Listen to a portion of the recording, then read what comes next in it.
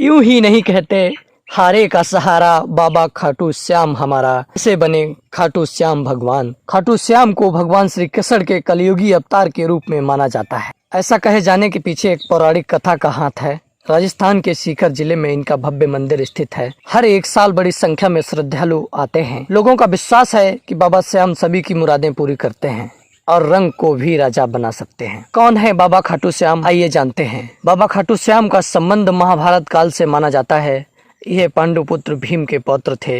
ऐसी कथा है कि खाटू श्याम की अपार शक्ति और क्षमता से प्रभावित होकर श्री कृष्ण ने इन्हें कलयुग में अपने नाम से पूजे जाने का वरदान दिया था। खाटू श्याम की कथा आप सभी के समक्ष पेश करते हैं। लाक्षागृह की घटना में प्राण बचाकर वन वन भटकते पांडवों की मुलाकात हिडिंबा नाम की राक्षसी से हुई थी। ये भीम को पति के रूप में प्राप्त करना चाहती थी। कुंती की आज्ञा से भीम और हिडिंबा का विवाह हुआ, जिससे घटोत्कच का जन्म हुआ। घटोत्कच का पुत्र बर्बरीक, जो अपने पिता से भी शक्तिशाली और मायावी था। बर्बरीक देवी का उपासक था। देवी के वरदान से उसे 3 दिव्य प्राण प्राप्त हुए थे, जो अपने लक्ष्य को भेद कर वापस लौट आते थे। की वजह से बर्बरीक अजय हो गया था। महाभारत के युद्ध के दौरान बर्बरीक युद्ध के देखने के इरादे से कुरुक्षेत्र आ रहा था। श्री कृष्ण जानते थे कि अगर बर्बरीक युद्ध में शामिल हुआ तो परिणाम पांडवों के विरुद्ध होगा।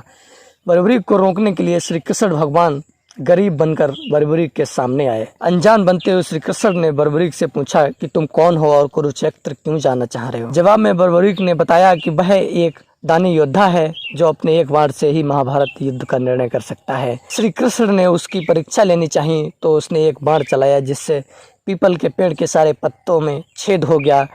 एक पत्ता श्री कृष्ण के पैरों के नीचे दबा था, इसीलिए बाण पैर के ऊपर ठहर गया। कृष्ण बर्बरीक की क्षमता से हैरान थे और किसी भी तरह से युद्ध में भाग लेने से रोकना चाहते थे। इसके लिए श्री कृष्ण ने बर्बरीक से कहा कि तुम तो बड़े पराक्रमी हो, मुझ गरीब को कुछ दान नहीं दोगे। बर्बरीक ने जब दान मांगने के लिए कहा तो श्री कृष्ण ने बर्बरीक से उसका शीश मांग लिया।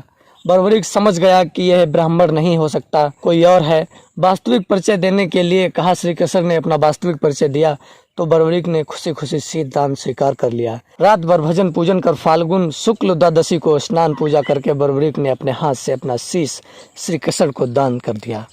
शीश दान से पहले बर्बरीक ने श्री कृष्ण से युद्ध देखने की इच्छा जताई, इसीलिए कृष्ण ने बर्बरीक के कटे शीश को युद्ध अवलोकन के लिए एक ऊंचे स्थान पर स्थापित कर दिया। युद्ध में विजय श्री प्राप्त होने पर पांडव विजय का श्रेय लेने हेतु वाद विवाद कर रहे थे। तब श्री कृष्ण ने कहा कि इसका निर्णय बर्बरीक का शीश कर सकता है। बर्बरीक के शीश ने बताया कि युद्ध में श्री कृष्ण का सुदर्शन चक्र चल रहा था, जिससे कटे हुए वृक्ष की तरह योद्धा रणभूमि में गिर रहे थे। द्रौपदी महाकाली के रूप में रक्तपान कर रही थी। श्री कृष्ण ने प्रसन्न होकर बर्बरीक के उस कटे सिर को वरदान दिया, कलयुग में तुम मेरे श्याम नाम से पूजित होगे। तुम्हारे स्मरण मात्र से ही भक्तों का कल्याण होगा और धर्म अर्थ काम मोक्ष की प्राप्ति होगी। दर्शनोपरांत बाबा श्याम खाटू श्याम धाम में स्थित श्याम कुंड से प्रकट हुए थे। कृष्ण विराट शालिग्राम रूप में संवत 1777 से खाटू श्याम जी के मंदिर में स्थित होकर भक्तों की मनोकामनाएं पूर्ण कर रहे हैं। हर साल लगता है खाटू श्याम मेला।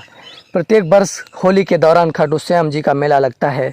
इस मेले में देश विदेश से भक्तजन बाबा खाटू श्याम जी के दर्शन के लिए आते हैं। इस मंदिर में भक्तों की गहरी आस्था है। बाबा श्याम हारे का सहारा, लखदातार खाटू श्याम जी, मोरबी नंदन खाटू श्याम, खाटू का नरेश और शीश का दानी, इन सभी नामों से खाटू श्याम को उनके भक्त पुकारते हैं। खाटू श्याम जी मेले का आकर्षण यहाँ होने वाली मानव सेवा भी है। बड़े से बड़े घराने के लोग आम आदमी की तरह यहाँ आकर श्रद्धालुओं की सेवा करते हैं। कहा जाता है कि ऐसा करने से पुण्य की प्राप्ति होती है। खाटू श्याम जी के चमत्कार, भक्तों की इस मंदिर में इतनी आस्था है कि अपने सुखों का श्रेय उन्हीं को देते हैं।